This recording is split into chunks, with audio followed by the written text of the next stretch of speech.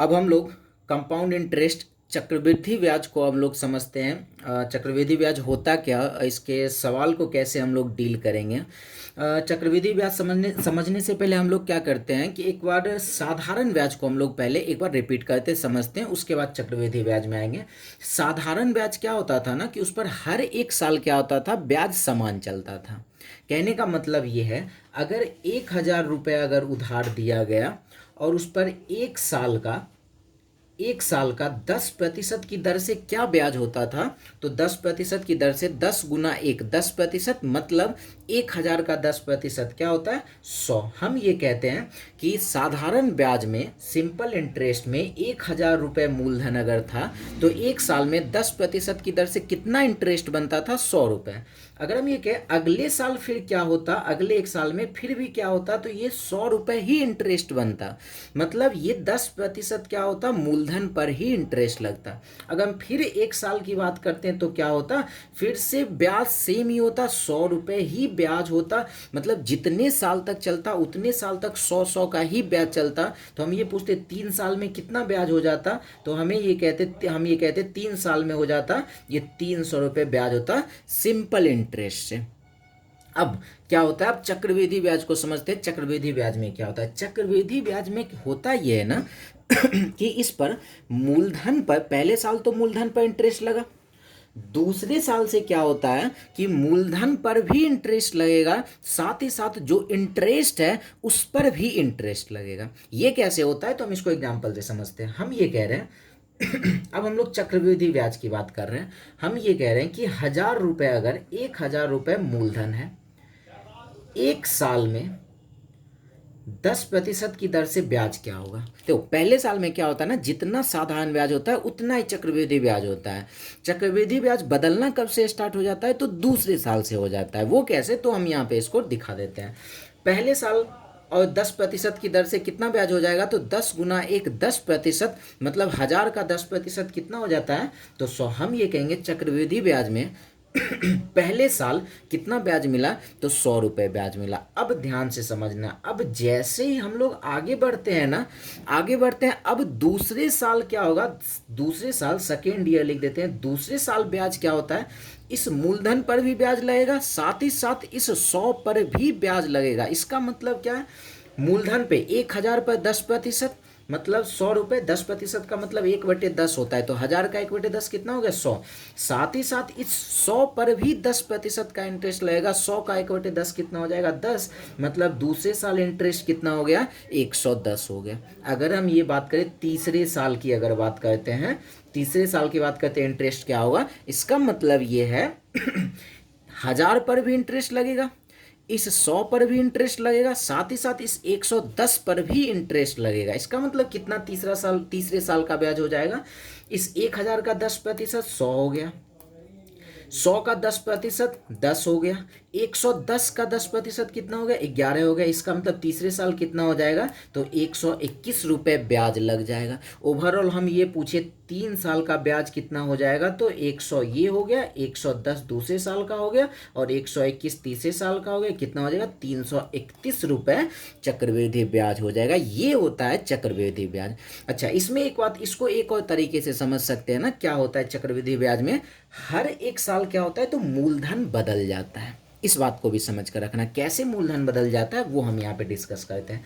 हम ये कह रहे हैं सबसे पहले 1,000 रुपये मूलधन था, एक साल तक इंटरेस्ट चला, 10% की दर से कितना इंटरेस्ट हो गया, तो 10 गुना एक 10%, 1,000 का 10% कितना हो गया, पहला साल 100 रुपये इंटरेस्ट चला।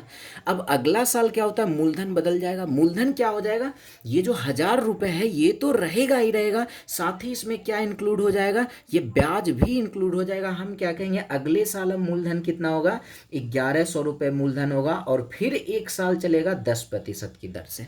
अब देखते हैं कितना ब्याज होगा दूसरे साल में। दूसरे साल में तो 10 गुना एक 10%, 1,100 का 10% कितना हो गया, 110 हो गया, मतलब दूसरा साल ब्याज कितना मिल गया, 110।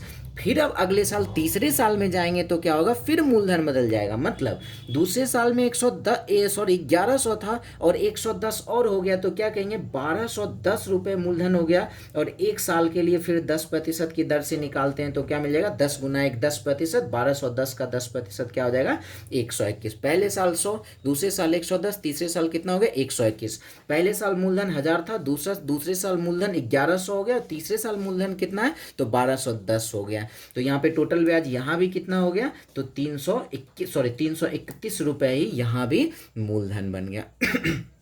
जैसे एक एग्जाम्पल को और हम लोग देखते हैं। अगर हम ये कहें मूलधन 2000 रुपये है, रेट 5% है, समय 2 साल है, तो हम ये कह रहे हैं इसका ब्याज निकालना है। इसका ब्याज क्या होगा, इसको हम लोग कितने तरीके से निकाल सकते हैं। अब ध्यान से इसको सही तरीके से समझना है कि ऐसे क्वेश्चन को हम लोग कैसे डील करेंगे। और उससे पहले क्या है ना, इस क्वेश्चन को बनाने से पहले एक और चीज़ें हम लोग समझते हैं। रेट को हम लोग समझते हैं। रेट को कैसे हम लोग चक्रवृद्धि ब्याज में कैसे हम लोग रेट को लेकर चलते हैं। जैसे हम ये कहें 10% अगर रेट दिया हुआ है, इसका मतलब क्या है, 10% का फ्रैक्शन वैल्यू क्या होता है, तो 1/10 होता है। हम क्या कहेंगे, 10% रेट का मतलब फ्रैक्शन वैल्यू क्या है 1/10। हम ये कहेंगे 10 रुपये, ये जो नीचे 10 है ना डिनोमिनेटर, हम ये कहेंगे पहले 10 रुपये मूलधन था और ये एक साल में कितना हो गया, तो 1 बढ़ गया। यहाँ 1 है ना तो 1 बढ़ गया, 2 रहता है तो कहते 2 बढ़ गया, कितना हो गया 11 हो गया। मतलब ये हो गया मिश्र धन। हम ये कह सकते हैं रेट 10% होने का मतलब ये है कि 10 रुपये मूलधन, यहाँ नीचे 10 है, 10 रुपये मूलधन में क्या हो गया 1 रुपये बढ़ गया, एक साल में कितना हो गया 11 हो गया। 10 रुपये था और 11 हो गया। और ब्याज कितना कहेंगे, तो ब्याज कहेंगे 1 रुपये ब्याज बन गया। ये हम लोग कह सकते हैं, ये एक साल में। अच्छा ये भी हम लोग एक और एग्जाम्पल लेते हैं। अगर हम ऐसा कहें, अगर हम ये कहें कि रेट 16.2/3% है, इसका क्या मतलब है। हम ये कह सकते हैं 16.2/3% का फ्रैक्शन वैल्यू क्या होता है, तो 1/6 होता है। फ्रैक्शन वैल्यू कैसे निकालते हैं, इसको हम लोग ब्रेक कर लेते हैं। 16 × 48 2 50/3 और नीचे 100 देते हैं तो कट के क्या आता है 1/6। हम क्या कहेंगे, पहले मूलधन कितना 6 रुपये मूलधन होगा और 1 रुपये क्या हो गया बढ़ गया एक साल में। हमेशा ये कितने होता है, एक साल में होता है। कितना, 1 बढ़कर कितना हो गया 6 रुपये, 7 रुपये ये हो गया। ये हम लोग कह सकते हैं। अब इस एक बात और समझना है, 10 रुपये मूलधन था और एक साल में ये कितना हो गया 11 रुपये हो गया। हम ये पूछेंगे दूसरे साल में क्या होगा, तो ये दूसरे साल में भी इसी हिसाब से बढ़ेगा। 10 से क्या होगा 11 ही होगा दूसरे साल में भी, लेकिन ओवरऑल 2 साल में क्या हो जाएगा ये समझना होगा। ओवरऑल 2 साल में क्या होगा, ये दोनों मल्टीप्लाई हो जाता है। क्या कहेंगे 2 साल में ये हो गया 10 और ये कितना हो गया 121। हम ये कहेंगे 2 साल में ये मूलधन हो गया कितना, तो 100 और मिश्रधन कितना हो गया, तो 121 हो गया। और ब्याज कितना हो गया, तो क्या कहेंगे 21 रुपये ब्याज हो गया। मतलब 2 साल में निकालने के लिए स्क्वायर कर देंगे, 3 साल का निकालने के लिए क्यूब कर देंगे, 4 साल का निकालने के लिए पावर 4 करना पड़ेगा। जैसे यहाँ पे देखते हैं 6 रुपये एक साल में 7 हो गया, तो 2 साल में कितना हो जाएगा, इसका स्क्वायर कहते हैं 36 रुपये हो जाएगा। और मिश्रधन कितना हो जाएगा, 7 का स्क्वायर 49 रुपये हो जाएगा। यही हम कहें 3 साल में क्या होगा, 6 रुपये एक साल में 7 हो जाता है, तो 3 साल में क्या होगा 6 का क्यूब कर देंगे 216 और 7 का क्यूब कर देंगे 3 साल में कितना हो जाएगा 343। ये चीज़ें हम कह सकते हैं। ठीक है, ये बातें समझ में आ रही है। तो इसी कॉन्सेप्ट को हम लोग क्या करेंगे ना, पूरे सीआई में इसी कॉन्सेप्ट से हम लोग चलेंगे और हमारा सवाल क्या होगा, तो आसान होते जाएगा। अगर ये चीज़ें समझ में आ गई तो हम लोग क्या करते हैं, आगे इस सवाल को बनाते हैं। ये एग्जाम्पल जो है इसको हम लोग समझते हैं, ये कैसे हम लोग किस तरीके से ब्याज निकाल सकते हैं। मूलधन 2000 दिया हुआ है, रेट 5% दिया हुआ है, 2 साल समय दिया हुआ है, तो ब्याज क्या होगा। सबसे पहले तरीके की बात करते हैं, हम यहाँ 3 कॉन्सेप्ट की बात करेंगे। ओवरऑल 3 कॉन्सेप्ट की बात करेंगे, तीनों पे चर्चा करते हैं। पहला 5% अगर ब्याज रेट दिया हुआ है तो 5% को हम लोग क्या लिख सकते हैं, 1/20 लिख सकते हैं। इसका क्या मतलब है, इसका मतलब ये है कि पहले 20 रुपये मूलधन था और एक साल में क्या हो गया 20 और 1 बढ़ गया, तो हम ये कहेंगे 20 साल में कितना हो गया, तो ये 21 हो गया। ये एक साल में। हमसे पूछा कितने गया 2 साल में। 2 साल के लिए क्या करना होता है, तो स्क्वायर करना होता है। 20 का स्क्वायर कितना हो जाएगा, तो 400 रुपये मूलधन और ये 21 का स्क्वायर कितना हो जाएगा, तो 441 रुपये। ये कितने साल में, 2 साल में। अब आते हैं हाँ, यहाँ पे क्या कहते हैं, मूलधन में से अगर मिश्रधन को माइनस कर ले, 441 में से 400 माइनस कर ले तो 41 रुपये क्या हो जाएगा, तो ब्याज हो जाएगा। अब आते हैं हमारे सवाल में, 2000 रुपये मूलधन दिया हुआ है 2 साल, और यहाँ से कितना मूलधन दिया हुआ है, तो 400 है। हम ये क्या कहेंगे, ये 400 किसके बराबर, तो 2000 के बराबर। जाके देखते हैं क्या पूछा है, ब्याज पूछा है, ब्याज कितना 41, इसलिए 41 बराबर कर लेते हैं वर्ड, ऊपर ऊपर 2 जीरो 2 जीरो कैंसिल कर देते हैं, फिर 4 से कट जाएगा 20 5 बार में, 5 से क्रॉस में हम लोग मल्टीप्लाई कर लेते हैं, क्या मिल जाएगा 5 5 चौके 20, 205 रुपये ब्याज मिल गया।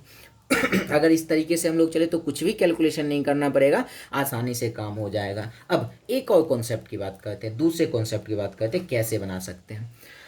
हम ये कह रहे हैं कि 2000 रुपये मूलधन है, क्या होगा इस पर 1 साल तक इंटरेस्ट कितने दर से चलेगा, तो 5% की दर से चलेगा। हम ये कह सकते हैं ना, 2000 रुपये मूलधन है, 1 साल के लिए 5% की दर से ब्याज कितना होगा, तो 5 गुना 1 5%, 2000 का 5% हम लोग निकाल लेते हैं, 2000 का 5% कितना हो जाएगा तो इसको हम लोग यहाँ पर 2000 का 5% हम लोग निकाल लेते हैं, क्या हो जाएगा, तो ये हो गया 100 रुपये। 2000 का 5% हो गया 100 रुपये। अब आगे बढ़ते हैं। अब क्या होता है ना, अगले साल क्या होता है, तो ये मूलधन बदल जाता है, नया मूलधन क्या हो जाएगा, तो 2000 ये और 100 रुपये ये कितना हो जाएगा, 2100 रुपये मूलधन हो जाएगा। इस पर फिर क्या होगा, 1 साल तक इंटरेस्ट चलेगा 5% की दर से, 5% की दर से ये हो गया। अब इसका क्या करते हैं, ब्याज निकाल लेते हैं, 5 गुना 1 5%, 2100 का 5% कितना हो जाएगा, तो 105 हो गया। पहला साल 100 हो गया, दूसरा साल 105 हो गया, तो टोटल इंटरेस्ट कितना हो गया, तो 205 रुपये टोटल इंटरेस्ट हो गया। ऐसे भी हम लोग काम कर सकते हैं। अब एक और कॉन्सेप्ट की बात करते हैं। ये कॉन्सेप्ट क्या है ना, रेट पर डिपेंड करता है। रेट हमारा क्या है, जब रेट हमारा 5% 6% एक नॉर्मल इंटीजर रहता है तो हम लोग उस पर काम कर सकते हैं। नॉर्मल इंटीजर में भी प्लस में ही रहता है, माइनस में नहीं, रेट कभी माइनस में नहीं जाता है। हम ये कह रहे हैं ये फॉर्म, तीसरा मेथड तभी यूज़ करना है जब रेट हमारा सिंपल नंबर में दिया हुआ, पूर्णांक में नहीं दिया हुआ। तो 2 साल के लिए, और ये जो बता रहे हैं ये किसके लिए, तो 2 साल के लिए।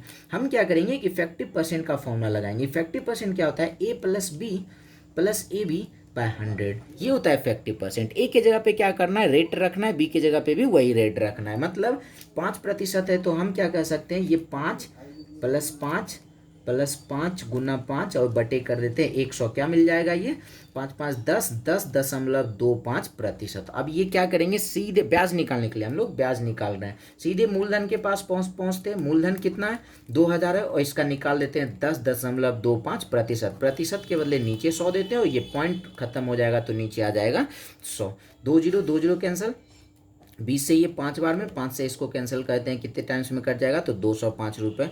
इस हिसाब से भी क्या आ गया, तो 205 रुपये ही इस हिसाब से हमारा ब्याज आया। अब हम लोग इसी कॉन्सेप्ट का यूज़ करके हम लोग पूरा CI पे काम करेंगे। अब हम लोग कुछ सवाल करते हैं, देखते हैं बनता है या नहीं बनता है।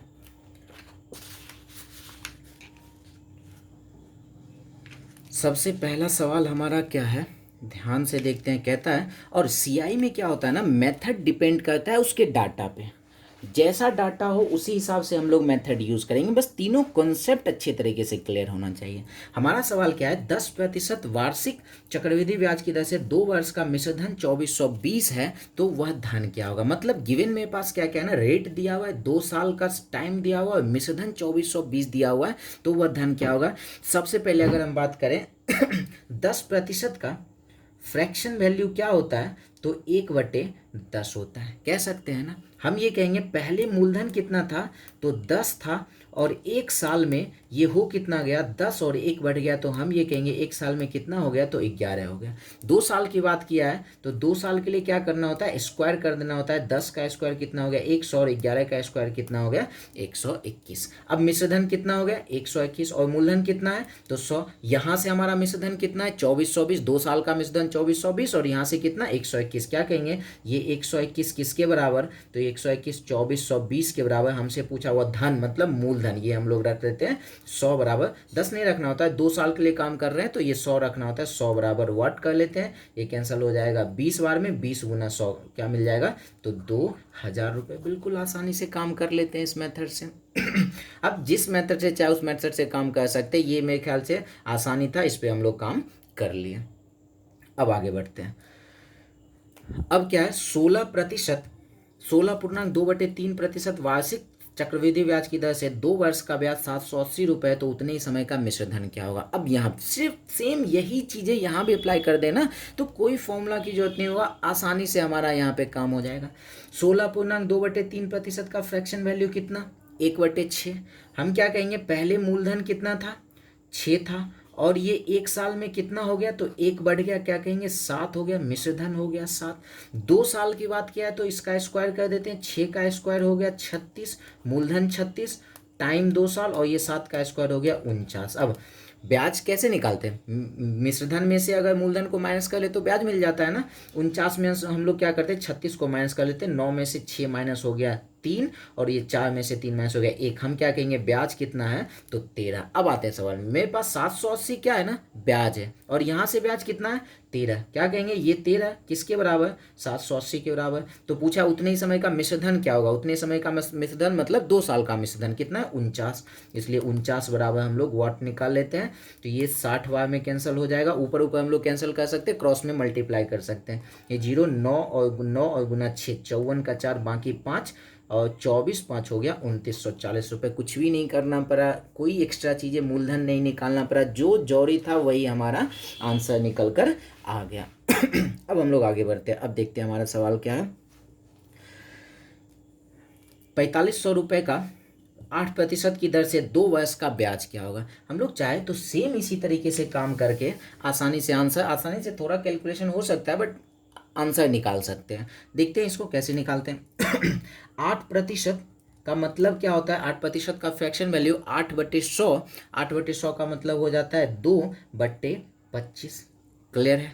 हम क्या कहेंगे, पहले मूलधन कितना था, 25 रुपये था, और ये 1 साल में कितना हो गया, 25 + 2 हो गया 27। कितने समय के लिए, 2 साल के लिए। 2 साल का है तो इसका स्क्वायर कर लेते हैं, 25 का स्क्वायर कितना हो गया, 625, और ये 27 का स्क्वायर कितना हो जाता है, तो 729 हो गया। अब हम ब्याज की अगर बात करें तो ब्याज कितना हो जाएगा, 9 में से 5 चला गया 4, ये 0, और 7 में से 6 चला गया 104 क्या हो जाएगा, तो हो गया हमारा ब्याज। अब आते हैं, देखते डाटा हमारा क्या दिया हुआ है। 4500 रुपये मूलधन है, यहाँ से मूलधन कितना 625, तो क्या कहेंगे, ये 625 किसके बराबर, तो 4500 के बराबर। उसके बाद क्या पूछा, ब्याज क्या होगा, ब्याज कितना है, तो 104 बराबर वाट। निकाल लेते हैं यहाँ से, थोड़ा सा कैलकुलेशन हो सकता है, इसको सॉल्व करते हैं। फिर भी ये 25 से कैंसिल हो जाएगा 25 बार में, 25 से कैंसिल हो जाएगा कितने टाइम्स में, 25 से कम 25, 25 × 200 ये हो जाएगा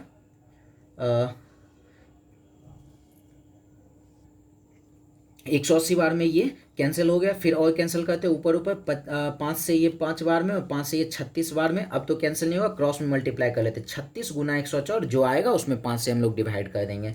तो 36 से अगर हम लोग डिवाइड करते हैं, सॉरी मल्टीप्लाई करते हैं, 36 चौके हो जाता है कितना, तो 144 का 4 बाकी 14, फिर 14 का 4 बाकी 1, और 36 1 हो गया 37, और इसमें 5 से भाग लगा लेते हैं। आसानी से ही काम हो रहा है, कोई ज़्यादा इसमें लफड़ा नहीं है। तो ये क्या मिल जाएगा हमारा, ये हो जाएगा 700 कह रहे हैं, 7 × 5 = 35, और ये 2 24 हो गया, 5 चौके 20, 8 × 5 = 40, और ये क्या आ जाएगा, तो 748.8 रुपये क्या होगा, इसका ब्याज होगा। इस मेथड से काम कर सकते हैं। अगर हम लोग यहाँ चाहे तो इफेक्टिव परसेंट लगाकर भी हम लोग काम कर सकते हैं। हमारा आंसर कैलकुलेशन तो होगा ही, बट हम लोग ट्राई एक बार कर सकते हैं, उसे भी आसानी से ही आ जाएगा, कैलकुलेशन कोई खास नहीं था।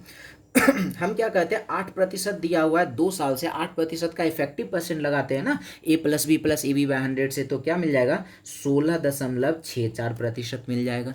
अब सीधे ब्याज निकालने के लिए क्या करते हैं ना, मूलधन के पास पहुंचते हैं 4500, इसका निकाल देते हैं 16.64%, के बदले नीचे 100, और इसके बदले नीचे दे देते हैं 100। 2 0 2 0 कैंसिल हो जाएगा, 9 × 5 = 45, और 20 × 5 हो गया 100, और इसको कैंसिल कर लेते हैं, 8 और ये 832 बार में और ये 10 बार में। अब कैंसिल नहीं करेंगे, इसको मल्टीप्लाई करते, 9 दूना 18 का 8 बाकी 1, 9 3 27, 1 28 का 8 बाकी 2, 9 8 72, 72 2 गया 74, नीचे 1 जीरो है तो 1 अंक के बाद पॉइंट लगा दिया। बिल्कुल आसानी से हमारा आंसर आ गया। मेरे ख्याल से यहाँ पे ये ज़्यादा आसान हो गया, तो डाटा के हिसाब से हम लोग काम कर सकते हैं। ये भी आसान ही था, दोनों मेथड से हम लोग काम कर सकते हैं। अब हमारा क्वेश्चन क्या है, 12% वार्षिक चक्रवृद्धि ब्याज की दर से 7500 रुपये का 2 वर्ष का CI क्या होगा। जिस मेथड से लगाना हो लगा सकते हो। यहाँ अगर हम लोग इफेक्टिव परसेंट वाला काम करके देखते हैं, यहाँ पे आसानी से हो गया था। जब सीधा सीधा नंबर हो तो मेरे ख्याल से आसानी से हो जाता है। इफेक्टिव परसेंट अगर लगाते हैं तो क्या हो जाएगा, 12 + 12 फिर +12 × 12/100, 12 12 24 हो गया, 12 का स्क्वायर 144 और 1.44, मतलब क्या कहेंगे, क्या मिल जाएगा, 25.44%। अब आते हैं, ये 7500 रुपये मूलधन है और इसका हम लोग क्या करते हैं, 25.44% निकाल लेते हैं। प्रतिशत के लिए नीचे 100 और ये पॉइंट जाएगा तो नीचे आ गया 100। 2 जीरो खत्म, 25 से 3 बार में, 25 से 4 बार में, इसको कैंसिल कर लेते हैं। 6 चौके 24 और 4 4 तिया 12 और 6 चौके 24 मल्टीप्लाई कर लेते हैं। 636 को 3 से, 6 × 3 18, 3 3 9 1 10 और ये हो जाएगा 1908 रुपये क्या हो गया, तो 2 साल का ब्याज निकल कर आ गया। जिस मेथड से काम करना चाहो आप लोग इस मेथड से भी एक बार ट्राई करो, आसानी से निकल जाएगा। दोनों में से जिस पे ट्राई करना आप लोग कर सकते हो, आसानी से ही आ जाएगा। अब हम लोग आते हैं एक सवाल। अब क्या है, अब सवाल है 21,600 रुपये का 16.2/3% की दर से 3 वर्ष का चक्रवृद्धि ब्याज क्या होगा। अब यहाँ पे आते हैं ना, अब इफेक्टिव परसेंट लगाना मुश्किल है क्योंकि उसमें भी 3 साल का है, तो ये लगाना मुश्किल है। तो हम क्या करते हैं, इसको आसान करने के लिए 16.2/3% का फ्रैक्शन वैल्यू कितना, 1/6। हम क्या कहेंगे, पहले मूलधन कितना था, तो 6 था और 1 साल में कितना हो गया, तो 6 + 1 हो गया 7 हो गया। ये तो समझ में आ ही रहा है ना। अब क्या कहते हैं, 3 साल के लिए, 3 साल का है तो इसको हम लोग क्यूब कर देते हैं। 6 का क्यूब कितना हो गया, तो 216 और 7 का क्यूब कितना हो गया, तो 343। 3 साल में कितना हो जाएगा, तो 343। अगर हम ब्याज की बात करें तो इस दोनों को माइनस कर लेते हैं। 13 में से 6 चला गया 7 हो गया और 3 में से 1 चला गया 2 और 3 में से 2 चला गया, हो गया 127। अब आते हैं मेरे पास मूलधन 21,600 दिया हुआ है और यहाँ से मूलधन कितने हैं, तो 216 है। क्या कहेंगे, ये 216 बराबर होगा किसके, 21,600 के। हमसे पूछा ब्याज कितना, तो ब्याज है 127 बराबर वॉट, ये कैंसिल हो गया 100 बार में, 127 और 100 को गुना कर लेते हैं, क्या मिल जाएगा, 12,700 रुपये। ये हमारा आसानी से काम हो गया, बिल्कुल ही आसानी से। तो आप लोग इसका आंसर आप लोग करके बिल्कुल इसी तरीके से आप लोग ये पहले देखो, डाटा देखो, कौन सा कॉन्सेप्ट यूज़ करें ज़्यादा सही रहेगा, ये आप लोग ट्राई करके इसका आंसर आप लोग हमें कमेंट कर सकते हो। इसे हम लोग नेक्स्ट वीडियो में डील करेंगे। तो विशेष आज के लिए इतना ही रहते हैं, मिलते हैं हम लोग नेक्स्ट वीडियो में। धन्यवाद।